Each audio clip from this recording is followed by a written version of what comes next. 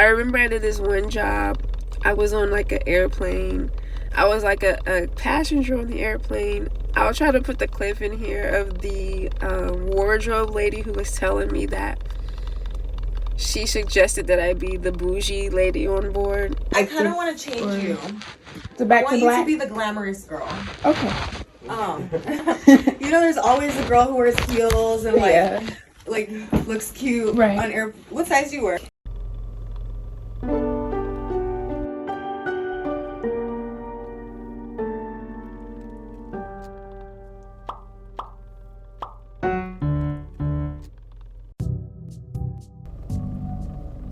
Hey y'all.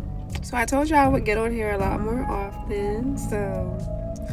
And I just wanted to just give some words of encouragement to any upcoming actors, any inspiring actors out there. You know, we're still non-union level, still trying to get backstage gigs because, you know, we don't have a union yet. And, you know, we're still in the whole background extra work phase, trying to tap into more of the speaking role phase. That's kind of where I'm at right now. And so I'm just kind of trying to vlog my journey on my way up.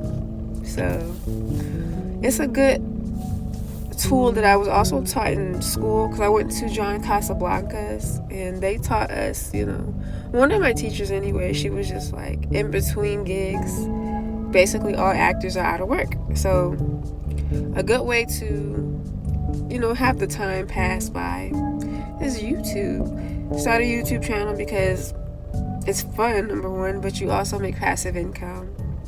So I'm trying to get this channel back up. I have another channel that's already monetized, so I want to get this one up.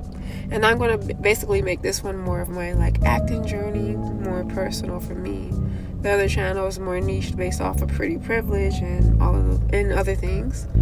But yeah, this channel is basically going to be me and my journey, you know, to pursue my goals. So I'm going to hold myself accountable. I actually gave myself a year before I actually will really start to audition because of my braces. I don't know if they're going to necessarily hold me back. I'm not going to say that they are. I think I heard one person tell me that they might hold me back from jobs, and ever since that person said it, I'm like, you know, but I don't know if it's really true. Mind you, one of my acting coaches also told me that my acting range, because of how I look, is between 16 and 24, and I'm 34 years old.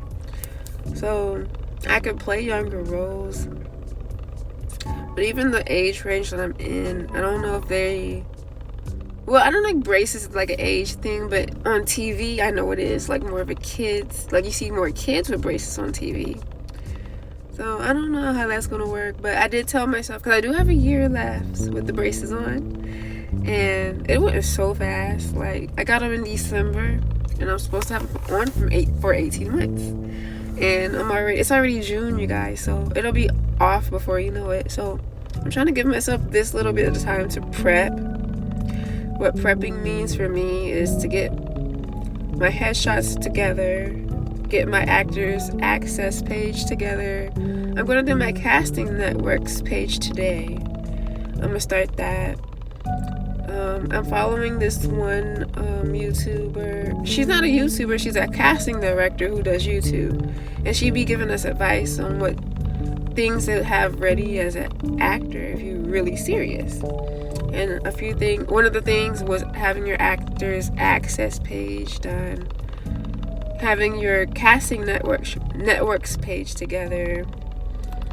I made an IMDb profile already too, just so agents can find me and some of the work I've done or am going to do. I'm organizing my social media accounts. I'm making it look nicer. I'm archiving things that aren't necessary, because they do look on your social media, like casting directors and stuff. They do look on your profile. Like, if they're interested in you, they're going to do more digging on you, and they're going to go on your social media. So I've been archiving things that aren't necessary, and I'm tightening up my resume really good. I do have an agency because I graduated from John Casablanca, so that's with model talent management. So I'm also sharpening my profile with them. And with them, you can work with other people. It's not like, oh, you're only stuck with them.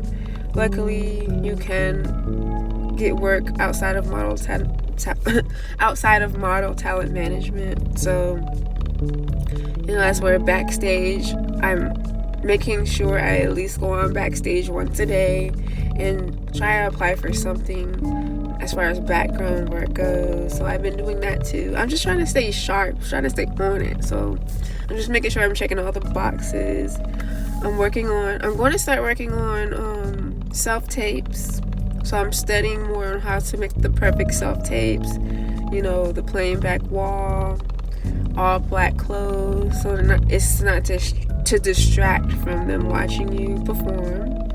You're supposed to be just plain all black. Look how you look in your headshots when you do go to these self-tape auditions. Because I think auditions now are mostly online. I don't think they do them in person as much as they used to, especially after COVID happened. It's the news. It's a new time we're in, but I think COVID really did it, and people just started to like the fact that they can do stuff like online. Even online acting classes are a thing now, more than going.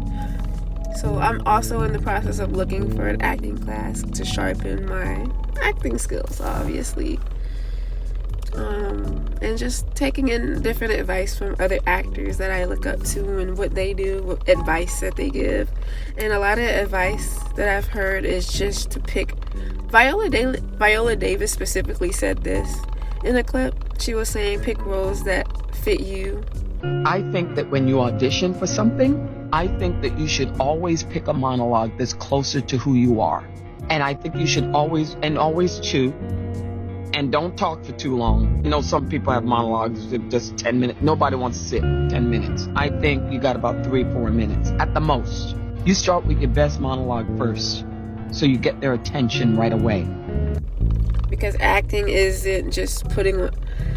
If you put on a performance, it almost looks like you're putting on a performance. But if you pick roles that actually you can fit, it'll be naturally you. And you're just you fit the character, so you're not really trying to put on a performance. Like, I would never try to play because my personality type, I'm such a sweet girl next door type of energy, so I wouldn't pick the obnoxious diva. Even though I probably could pull it off, it would just be more performative and less like me. I mean, I probably could get away with it because I remember I did this one job. I was on an airplane. I was a passenger on the airplane. I'll try to put the clip in here of the wardrobe lady who was telling me that she suggested that I be the bougie lady on board. I kind of want to change you. So back to black? I want you to be the glamorous girl. Okay. There's always a girl who wears heels and looks cute on air. What size do you wear?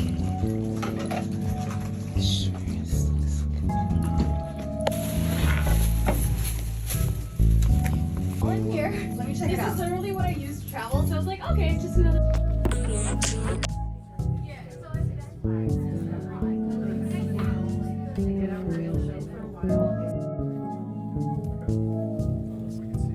Oh yeah, so you don't want me to see him, I'm just running, I already know that he's doing that? Yeah. Okay.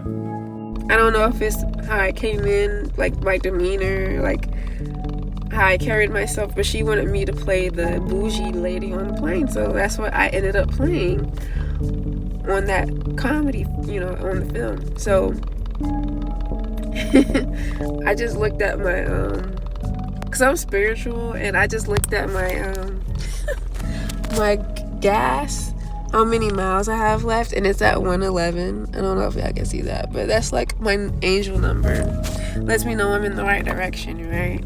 So I just randomly looked, and there was 111.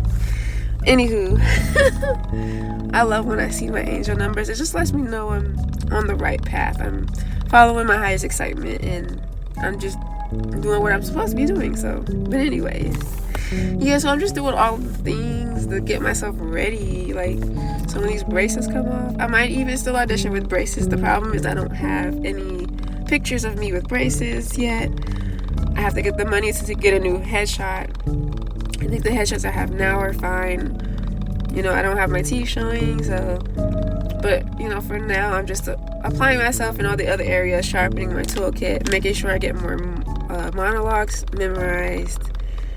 So, yeah, I'm going to make sure I do the thing, you know. Faith without works is dead. You want your dreams to come true, you have to start taking action steps. You can't just wait for it to fall out the sky, you know what I mean? I live in the perfect city for my dreams. There's no excuses for me. It's not like I live in a bad state or city. I live in LA, so it's no excuses for me not to be doing this. Like, other than me doubting myself. But, you know, no more doubting myself, you know. I'm looking for all the excuses. I use my braces as an excuse, but I'm not going to do that anymore. It's only going to be a year. Then what now? What excuses do I have left, right?